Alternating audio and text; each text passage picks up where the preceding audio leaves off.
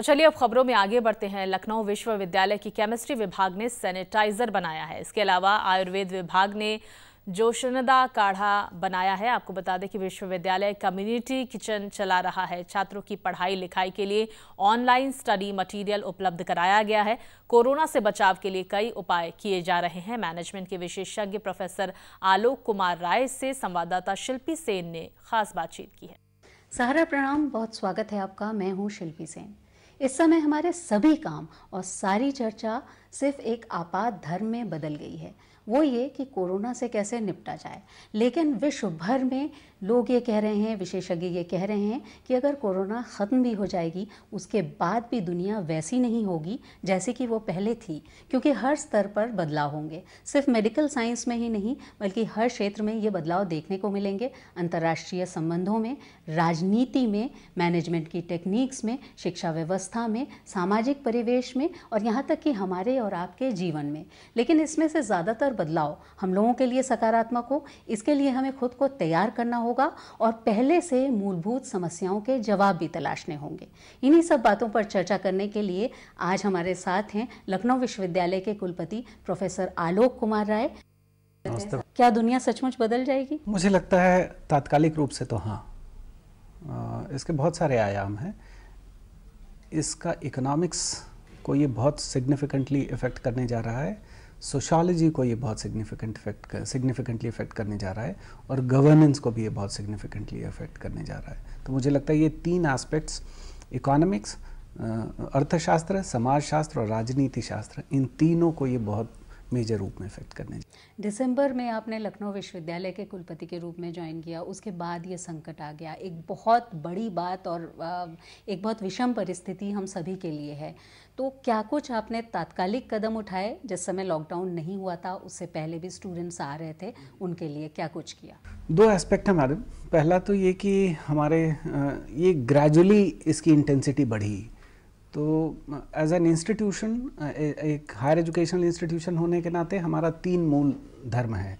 ए teaching, दूसरा research और तीसरा एक्सटेंशन। हमारी महामहिम की ये बहुत प्रेरणा देती हैं वो इस बात में कि संस्थाओं को समाज हित में अपने रिसर्चेस को इस्तेमाल में लाना चाहिए। तो पहला हम लोगों ने एक इनिशिएटिव लिया था। जैसे ही बाज़ार में ये संकट की बात शुरू हुई, सैनिटाइज़र की किल्लत का समाचार आया, तो हमारे डिपार्टमेंट ऑफ केमिस्ट्री ने एक अपना सैनिटाइज़र बनाया which was a low cost sanitiser, और उसको फिर हम लोगों ने उतारा। और आपके मैं धन्यवाद दूंगा मीडिया के एक बड़े वर्ग को जिन्होंने बहुत एग्रेसिवली उसको लोगों को बताया। और हम जितना हमारे पास रॉ मटेरियल था, बिकॉज बाद में रॉ मटेरियल सप्लाई चेक हो गई तो हम उसको नहीं कर पाए। इसको फिर हम लोगों ने क्योंकि ग्रेजुअल आ रहा था तो ज़्यादातर स्टूडेंट को कम्युनिकेट कर दिया गया था कि वो हॉस्टल में हैं तो हॉस्टल चले जाएं से, और क्लासेस हम लोगों ने डिसकंटिन्यू कर दी थी। लेकिन कुछ स्टूडेंट फिर भी रह गए दो कारणों से। एक तो जो फॉरेन स्टूडेंट हमारे थे उनका जाना इतना संभव नहीं था आसान। दूसरी चीज़, बिकॉज ज़्यादातर हमारे स्टूडेंट ICCR के स्पॉन्सर्ड स्टूडेंट्स होते हैं, फॉरेन स्टूडेंट्स।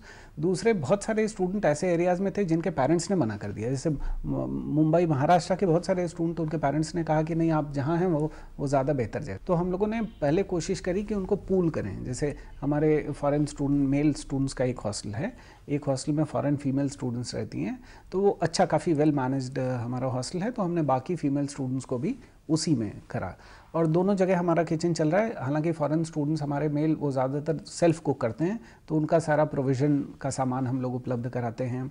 हमारे फीमेल वाला हॉस्टल वहाँ पे किचन चल रहा है। बल्कि मुझे ये बताते हुए बड़ी खुशी है कि आज ही क्योंकि हमारे पास ऑलरेडी स्टाफ था किचन का, तो हमने हमारे केटरर से बात की, उन्होंने कुछ एडिशनल किया और हम आज कम्युनिटी किचन हमने वहीं से अपना शुरू कर दिया है। आयुर्वेद संकाय है, तो उनके थ्रू हम लोगों ने एक आरोग्यवर्धक जोशांदा बनाया जिसमें 16 इंग्रेडिएंट्स हैं और सबकी आयुर्वेदिक प्रॉपर्टीज़ हैं।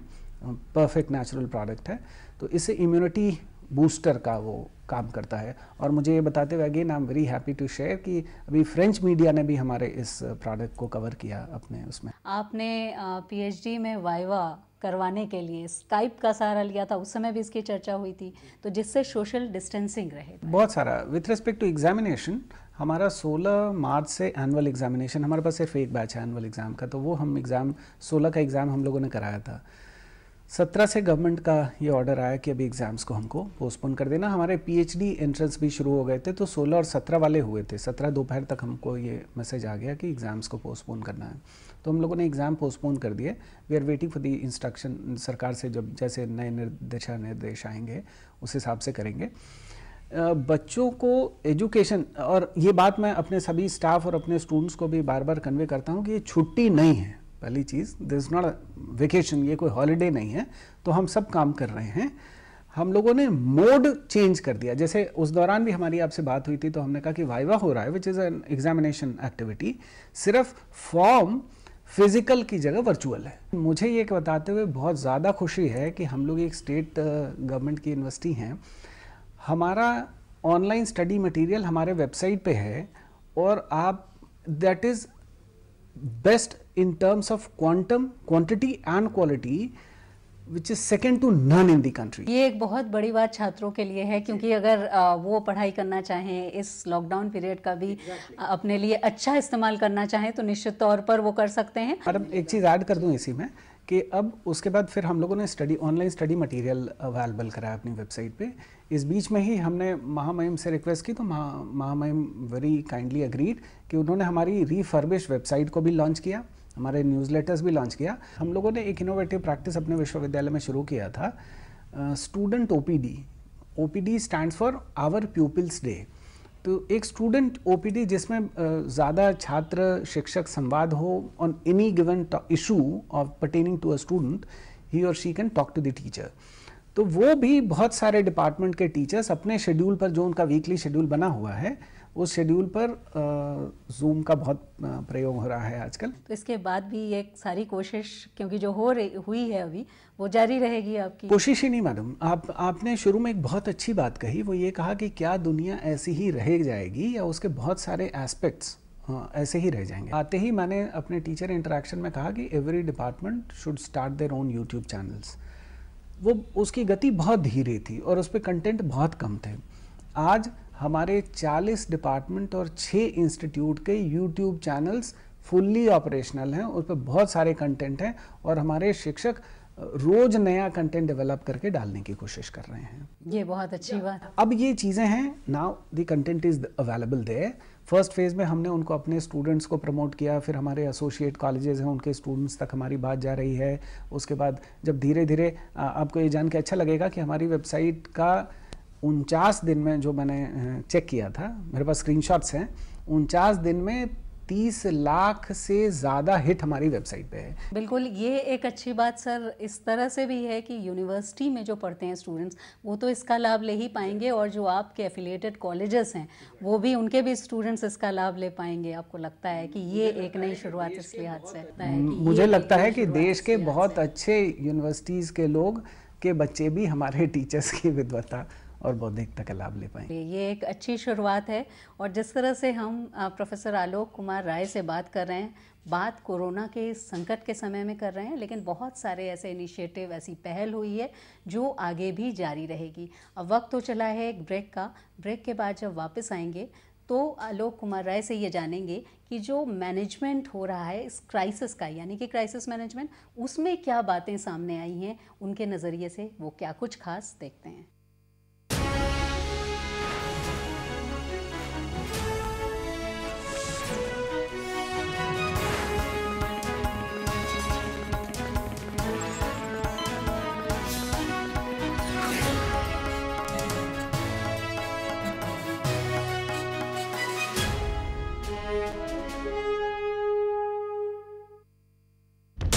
सहारा प्रणाम, मैं हूं उपेंद्र राय। हस्तक्षेप में आपका स्वागत है। कोरोना वायरस का कोई ईमान और धर्म नहीं। हम नेताओं की भी जिम्मेवारी है। हम नेताओं की जिम्मेवारी लगे भाषण देते रहे और टीवी पर बोलते रहे, जमीन पर भी आना चाहिए। केजरीवाल साहब को रात को नींद नहीं आती। सोमनाथ जी 3 बजे तबलीगी जमात वाला कांड नहीं होता तो मुझे पूरा विश्वास था कि इस पहले हफ्ते में अप्रैल के हम इस तालाबंदी को उठा लेते। कहीं ना कहीं आंकड़ा लगातार दिन ब दिन बढ़ता जा रहा है। चीन में तो ऐसे लग ही नहीं रहा कि कोरोना जैसी कोई चीज थी। देखिए उपेंद्र जी, जैसे मैंने कहा, मैंने आपको शुरू में इसीलिए बधाई दी कि आपने तर्क संगत तथ्य पेश करे हैं। बड़े सौभाग्य की बात है कि आज आप हमारे साथ जुड़े हुए हैं। भारत एक है, लड़ेंगे भी और जीतेंगे भी। कोरोना वायरस का कोई भी इस तरह का असर अभी तक तो हमारे पास सुविधा है, गवर्नमेंट की तरफ से भी पता लग रहा है। लेकिन अगर सडनली 1000 मरीज एक बार आ जाएं तो क्या होगा, इस तरह की स्थिति आ जाएगी। एक और सवाल लोगों में ये भी भय घर कर रहा है, जो एक बार बीमार पड़ते हैं तो करीब 5 साल के लिए कर्जे में आ जाते हैं। पेशेंट के पर्स पे नहीं ध्यान देते, उनके पल्स पे ध्यान देते हैं। बिना मांगे ही मौला ने मेरी दुनिया खुशियों से सजा रखी है, मैंने भी दुआएं अपनों की सलामती के लिए बचा रखी हैं।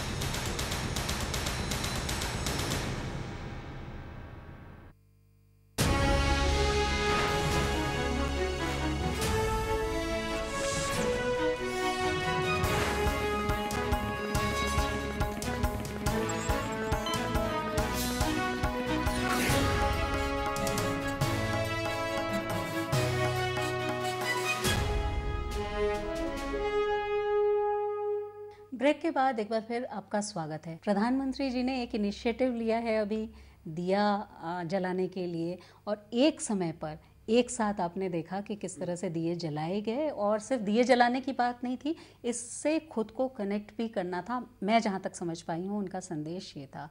तो क्या कुछ आप मानते हैं कि ये एक, आप मैनेजमेंट के शिक्षक हैं, विशेषज्ञ हैं, तो ये एक मैनेजमेंट की भी बात हो सकती है या है? इस तरह की किसी बड़ी क्राइसिस को 2 लेवल पे एड्रेस करते हैं मुझे लगता है। एक तो through the hardware of the system, by strengthening the hardware of the system. उसके लिए हेल्थ सेक्टर के ऊपर जितना काम हुआ, जो लोग का टेम्प्ररी रोज़गार है उनका रोज़गार को कैसे एड्रेस कर सकते हैं, ट्रैवलिंग के इशू को एड्रेस कर सकते हैं, बढ़ते नंबर्स को कैसे चेक कर सकते हैं, वगैरह वगैरह। दूसरा है इसका सॉफ्टवेयर डायमेंशन। तो ये मुझे लगता है पहले हम लोगों ने थाली बजाना वाला एस्पेक्ट था, उसके बाद अभी दीपक जलाने वाला था। तो ये इस इतने ग्रेव इशू को इतनी softly through software means address करना, मुझे लगता है ये बहुत फार रीचिंग कंसीक्वेंस का होगा। एग्जैक्टली। आपको लगता है कि जो गवर्नमेंट ने किया है, एक बड़े संस्थान के एक जिम्मेदार नागरिक होने के नाते, एक बुद्धिजीवी वर्ग का प्रतिनिधि होने के नाते, कि वो बहुत अच्छी तरह से इसको हैंडल किया जो कुछ जल्दी हुआ देश में हमारे? मैं इसके लिए मैंने अभी आपसे एक बात कही थी शुरू में ही कि गवर्नेंस को उसने चेंज कर दिया, कर देगा कम से कम फोर्सीएबल फ्यूचर के अंदर ये सिग्निफिकेंटली दिखेगा। इसका एक बड़ा रीज़न मेरा कहने का यही था कि जिस तरह से हिंदुस्तान की लीडरशिप पूरी दुनिया का लीडर बन के उभरी है, जबकि ये तब है जबकि हमारे पास बहुत बड़ी आबादी है और हमारे पास साधन और सुविधाएं उनके जितनी नहीं हैं, कि इतनी रेजिलिएंट सोसाइटी, हम लोग संघर्षों में पैदा हुए और पले हुए लोग हैं, और प्रधानमंत्री जी इसको बहुत स्ट्रांगली समझते हैं। अच्छा, उत्तर प्रदेश की भी अगर हम बात करें, कि जिस तरह से डिसीजंस क्विक लिए गए, आपको लगता है कि वो अपने आप में एक बड़ी बात रही? मैडम, मैं तो इसको ऐसे कहता हूँ कि जो इम्पैक्ट प्रधानमंत्री मोदी जी ने दुनिया के फलक पे किया, इफ़ आई एम अलाउड, अगर मुझे अनुमति हो बोलने की, तो मैं कहूँगा कि उत्तर प्रदेश के गवर्नमेंट ने, हमारे ऑनरेबल चीफ मिनिस्टर साहब ने, आप देखें इतनी भारी आबादी, इतनी बड़ी आबादी हमारे देश की, और हम अगेन बहुत सुविधा संपन्न और बहुत धनी प्रदेश नहीं हैं, उसके बाद भी हमारे विक्टिम्स, कोरोना विक्टिम्स की संख्या आप दूसरे प्रदेशों के कोरोना विक्टिम्स की संख्या से कंपेयर करें, हम लोग नोवेयर हैं, मतलब बहुत नेग्लिजिबल हैं। उसमें भी जो संख्या बढ़ी वो तात्कालिक जो दिल्ली वाला इशू हुआ उसकी वजह से बढ़ी, अदरवाइज हमारी संख्या बहुत बहुत ज़्यादा कंटेंट थी, बहुत ज़्यादा कंटेंट थी। लेकिन अभी आपके अनुसार सही तरीके से इससे चुनौती से निपटा जा रहा है? बहुत ज़्यादा मैं प्रसन्न। भारत की जो मूल भावना है exactly. वो आपको लगता है कि अभी भी बरकरार है, सहयोग की, एक दूसरे का हाथ पकड़ने की? मैडम, बरकरार ही नहीं है, वो और स्ट्रेंथन हो रही है। और जब मैं कहता हूँ कि ये कोहेशन, एक्सटर्नल थ्रेट के केस में कोहेशन बढ़ता है, यही कोहेशन का एक्सप्रेशन है। शिक्षा व्यवस्था पर भी दूरगामी प्रभाव पड़ेगा इस क्राइसिस का? और अगर शिक्षा व्यवस्था की सिर्फ बात करें तो क्या कुछ प्रभाव होगा वो? बिल्कुल, पहले तो टेक्नोलॉजी का इंटरवेंशन हायर एजुकेशन में कम से कम बढ़ जाएगा स्थायी रूप से। अभी ये कुछ गिने चुने हाई लेवल के इंस्टीट्यूशंस के साथ ही था, लेकिन मुझे लगता है इस प्रक्रिया के बाद वो पर्कुलेट करेगा। दूसरा, नीचे के एजुकेशन में भी टेक्नोलॉजी का इंटरवेंशन धीरे धीरे आने वाले समय में इसकी स्वीकृति बढ़ेगी। अब स्वीकृति जब मैं कह रहा हूँ तो ये सप्लाई साइड से नहीं है, ये डिमांड साइड से हम बात कर रहे हैं।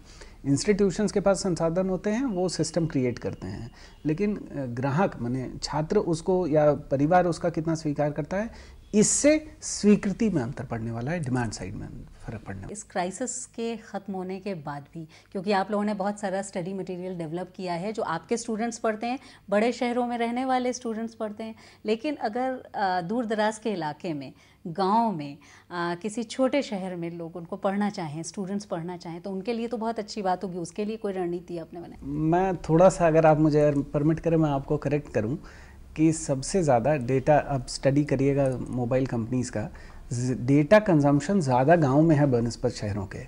अब ये है कि अभी अगर वो डेटा सिनेमा डाउनलोड करने में है तो वो शिफ्ट होना चाहिए एजुकेशन के कंटेंट डाउनलोड करने में भी। जब हमने अपना कंटेंट बना के उसको वेबसाइट पे डाल दिया तो वो आप गांव में भी हैं।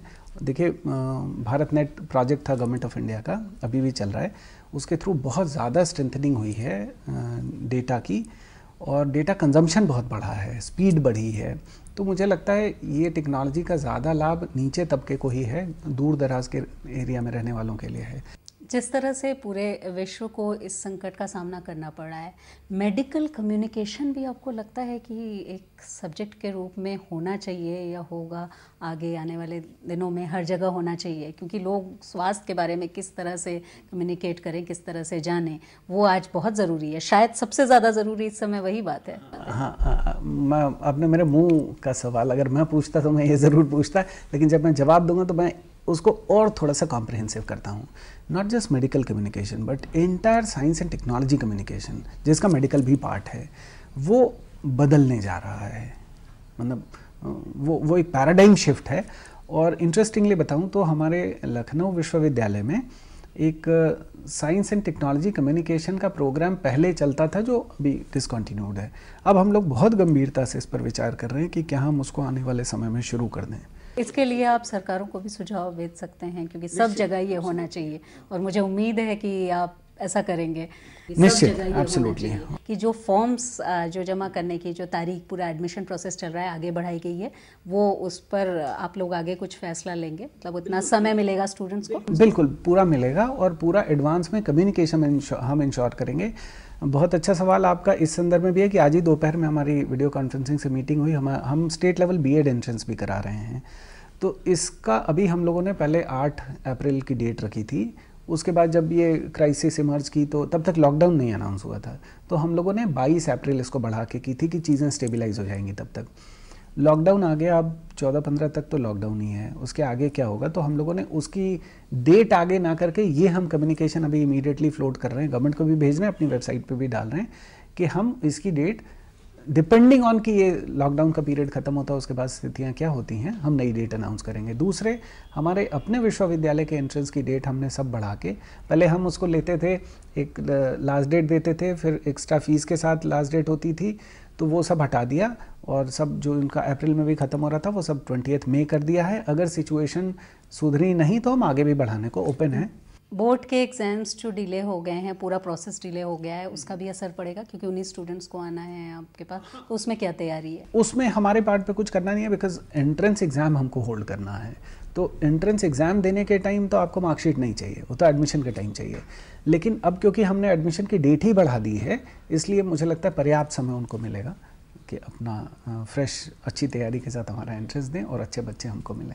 शुक्रिया हमसे बातचीत करने के लिए। चुनौतियों को अवसरों में बदलना चाहिए, और इस बात को प्रधानमंत्री जी भी कहते हैं, और ये अगर हो तो शायद हम लोग बेहतर तरीके से मैनेजमेंट कर सकते हैं अपने आसपास जो संकट है उसका भी, जो विषम परिस्थितियां हैं उनका भी। और प्रोफेसर आलोक कुमार राय मैनेजमेंट के विशेषज्ञ हैं, उन्होंने बेहतर तरीके से ये किया है। आज के लिए इतना ही। देखते रहिए सहारा समय, जारी है खबरों का सिलसिला। सहारा प्रणाम।